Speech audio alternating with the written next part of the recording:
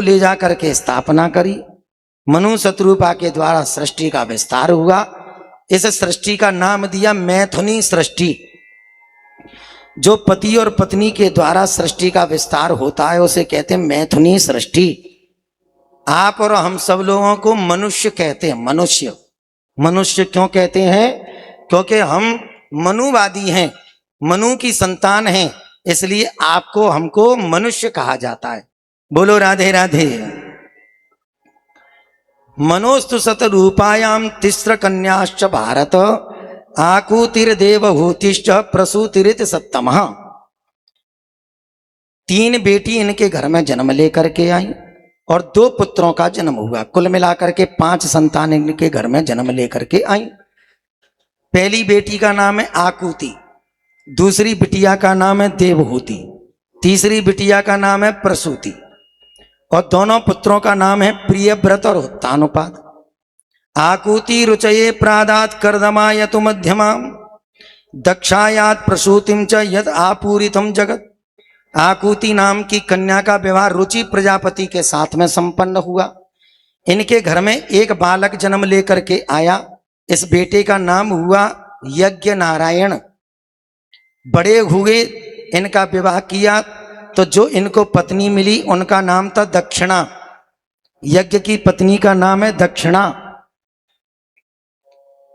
ये जो रक्षा सूत्र भी बंधवाते हो ना आप लोग, रक्षा सूत्र, ये यज्ञ का रूप है, इसलिए कभी भी खाली हाथ कलावा नहीं बंधवाना चाहिए। ये भागवत की कथा भी सप्ताह ज्ञान यज्ञ है, इसमें भी खाली हाथ नहीं आना चाहिए। मंदिर भी यज्ञ स्वरूप है, इसलिए खाली हाथ मंदिर में भी नहीं जाना चाहिए। आरती में अग्नि प्रज्वलित रहती है, यज्ञ स्वरूप है, इसलिए आरती कभी सामने आवे तो खाली हाथ आरती नहीं लेना चाहिए, क्योंकि यज्ञ की पत्नी का नाम है दक्षिणा, तभी प्रसन्न होते हैं। इनके वंश का ज्यादा विस्तार भागवत में नहीं किया। दूसरी बेटी का नाम है देवहूति। ब्रह्मा जी से पूछा मनु जी ने कि मैं अपनी दूसरी बेटी का विवाह किसके साथ करूं? तो ब्रह्मा जी ने कहा मेरा एक पुत्र है, उसका नाम है करदम, जंगल में तपस्या कर रहा है, जाओ तुम उसके साथ में अपनी बेटी का विवाह करो। करदम जी की समाधि में आ गए ब्रह्मा जी और कह दिए कि आज लड़की वाले तुम्हें देखने के लिए आ रहे हैं, तुम उनसे मना मत करना, विवाह कर लेना। ठीक है साहब। अब लड़की को लेकर के पहुंच गए जंगल में मनु और शत्रुपा। करदम जी ने 3 आसन लगाए, एक मनु महाराज के लिए, एक शत्रुपा के लिए और तीसरा आसन देवहूति के लिए। मनु जी अपने आसन पर बैठ गए, शत्रुपा अपने आसन पर बैठ गई, लेकिन देवहूति अपने आसन पर नहीं बैठी। क्यों? पहले के जमाने में बहुत बड़ी मर्यादा थी। मेरा होने वाला ये पति है सामने, इसी ने मेरे लिए आसन लगाया है। अब पति के सामने हम आसन पर कैसे बैठें? आजकल की लड़की होती तो पति बैठे या ना बैठे हम सोफा पे पहले बैठेंगे। बोलो राधे राधे। पहले की बड़ी मर्यादाएं थी। हाँ, आपको मर्यादा की बात बताएं, पहले की मर्यादा देखो बड़ी विचित्र होती थी। एक बार गोपाल भैया क्या हुआ, एक पति सोफा पे बैठ करके टीवी देख रहा था, इतने में रसोई से पत्नी चली आई। तो पत्नी को देखा, पति ने तो आवाज लगा के कहा अब वहां क्यों खड़ी हो, आप भी बैठो, टीवी देखेंगे, आप भी बैठो। तो पत्नी ने कहा मैं आपके बगल में कैसे बैठ सकती हूं? तो पति ने कहा क्यों? बोले आप तो मेरे परमेश्वर हो, पति परमेश्वर होता है, आप तो मेरे परमेश्वर हो। तो पति ने कहा तो आप अगर सोफा पे नहीं बैठोगी तो फिर कहाँ बैठोगी? बोले मैं स्टूल पर बैठ जाऊंगी। तो वो स्टूल लाई और एक छोटा सा स्टूल, उस पर बैठ गए। और पति बड़ा विचित्र निकला, उसके पीछे ही पड़ गया। उससे कहा अगर देवी हम स्टूल पर बैठेंगे तो तुम कहाँ बैठोगी? तो पत्नी ने कहा कोई बात नहीं, आप स्टूल पर बैठोगे तो मैं जमीन पर बैठ जाऊंगी। अब पीछे ही पड़ गया वो तो। अच्छा अगर हम जमीन पर बैठेंगे तो तुम कहाँ बैठोगी? तो उसकी पत्नी ने कहा कि मैं जमीन में गड्ढा खोद करके बैठ जाऊं। ओ वो तो पीछा ही नहीं छोड़े। अच्छा अगर हम गड्ढे में बैठे तो तुम कहां बैठोगी? सो झुंझुला के पड़ी। अगर तुम गड्ढे में बैठोगे तुम्हारी खोपड़ी पे मिट्टी डाल के तुम्हारी खोपड़िया भी बैठ जाएंगे हम। हाँ बोलो राधे राधे। अरे मर्यादा भी तो यार मर्यादा के अनुसार होती, तुम पीछे ही पड़ गए उसके।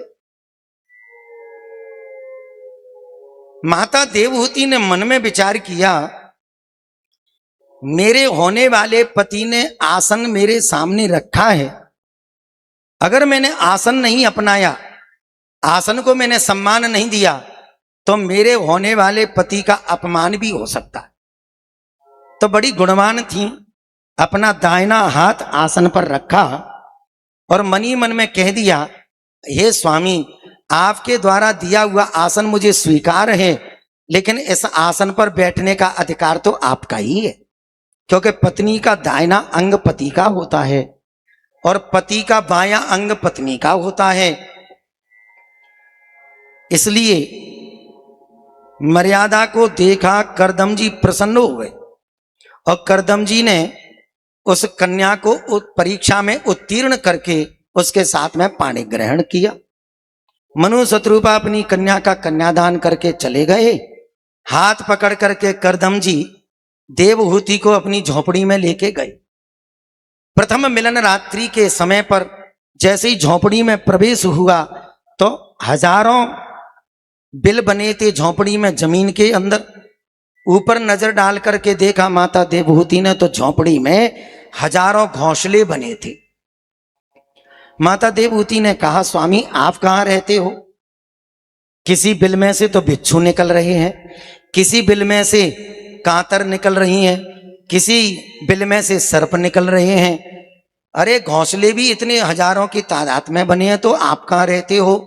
करदम जी ने कहा, देवी नजर डाल करके देखो, वो कोने में 1.5 बाई 1.5 का जो आसन दिखाई दे रहा है वही हमारे रहने का स्थान है।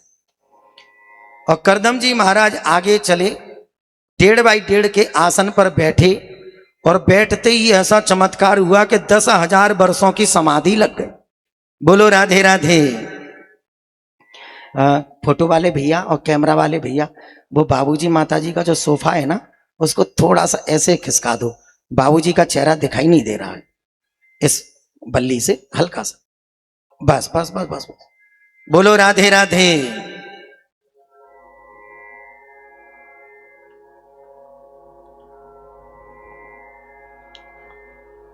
प्रवक्ता का और श्रोता का भी तो तारतम्य है। हाँ, श्रोता और वक्ता की जब तक आंखों से आंखें ना मिले तब तक कथा का आनंद नहीं होता।